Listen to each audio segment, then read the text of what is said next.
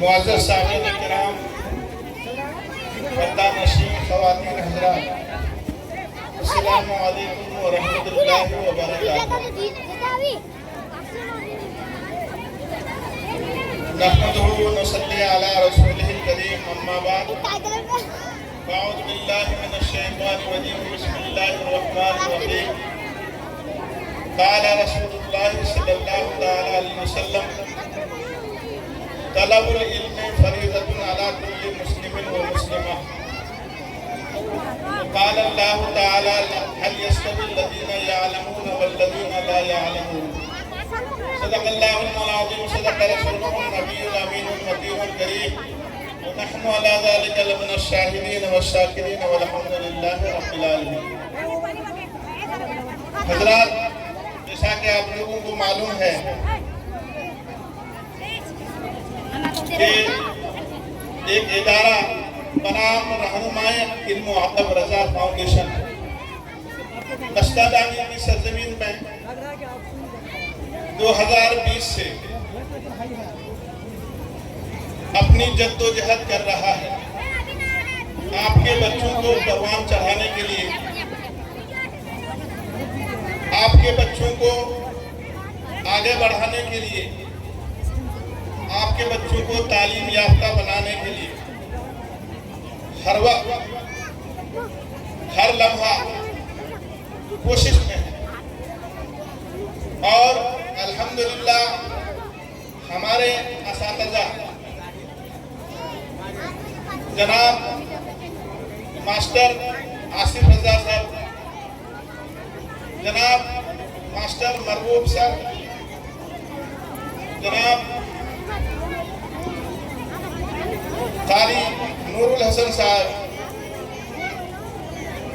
اور میڈم غزالہ پروین اور ایک میڈم رہنما پروین، درخشاں پروین، یہ لوگ پوری جد و جہد کے ساتھ، مسلسل محنت کے ساتھ آپ کے بچوں کو آگے بڑھانے میں لگے ہوئے ہیں۔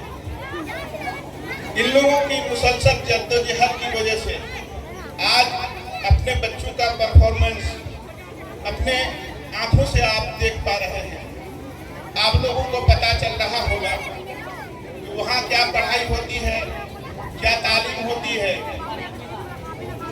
ہمارے ہاں صرف تعلیم ہی نہیں، بلکہ بچے جس حساب سے پڑھنا چاہتے ہیں اسی حساب سے ہم پڑھاتے ہیں، کھیل کھیل کر کے پڑھاتے ہیں، کھیل کود کے ذریعے سے بھی پڑھاتے ہیں، کبھی اس کو سمجھا کر کے بھی پڑھاتے ہیں، اور کبھی اس کو جس انداز میں سمجھنا چاہتا ہے اسی انداز میں سمجھانے کی ہم لوگ کوشش کرتے ہیں۔ بڑے بڑے ادارے تو موجود ہیں، الحمدللہ میں کہوں گا کہ آپ لوگ بڑے بڑے ادارے میں جو دیتے ہیں، آپ کو دنیاوی تعلیم تو مل جاتا ہوگا، آپ کے بچوں کو دنیاوی تعلیم تو دے دیتے ہوں گے، لیکن ہم لوگ دنیاوی تعلیم کے ساتھ دینی تعلیم سے بھی ہم آراستہ کرتے ہیں۔ الحمدللہ ہمارے یہاں کے بچے، ہم ایسا مشن تیار کیے ہیں کہ اگر نرسری سے 4-5 کلاس تک اگر ہمارے یہاں پڑھیں گے تو انشاءاللہ العظیم اس کو قرآن پڑھنے کی اور دوسری جگہ ضرورت نہیں پڑے گی۔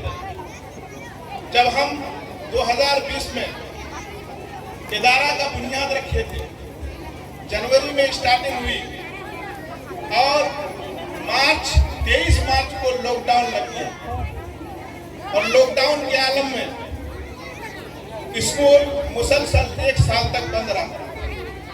پھر ہم نے 2021 میں پھر اس کو کھولا۔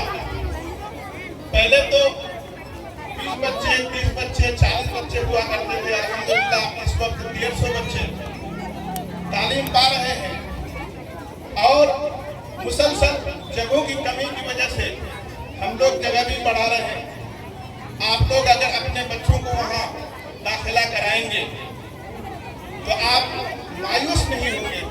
میں اس کتنے دعوے کے ساتھ کہہ سکتا ہوں اس لیے کہ ہمارے جو اساتذہ ہیں بڑی محنت سے بڑی لگن کے ساتھ وہ یہ نہیں سمجھتے کہ ہم ایک اسٹاف ہیں یا ہم ایک ٹیچر ہیں، بلکہ وہ اپنا خود اسکول سمجھتے ہیں، جس کی وجہ سے وہ دل سے جدوجہد کر کے محنت کر کے پڑھاتے ہیں۔ یہ بڑی خوش نصیبی کی بات ہے، ورنہ بہت سارے اسکول ہیں کہ ٹیچر لوگوں کو رکھا جاتا ہے، ڈپارٹمنٹ کیا جاتا ہے، لیکن وہ تعلیم صرف ٹائم کا گزارا کرتے ہیں۔